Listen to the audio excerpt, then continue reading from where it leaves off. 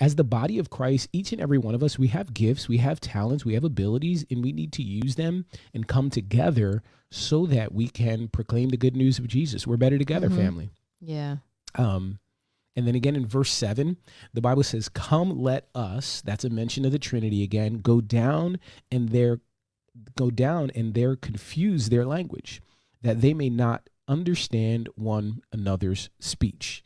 So this is interesting that here God confuses them by causing them to speak a different language. But in Acts chapter 2, God unites people by causing them to speak a different language. You know, they were able to speak in the day of Pentecost when the Holy Spirit came in tongues and understand what each and every one of them were saying. They were saying, whoa, you're from Japan, and for some reason I'm able to understand what you're saying. You're from Africa, you're from, you know, Latin America, wherever you're from, and I understand you.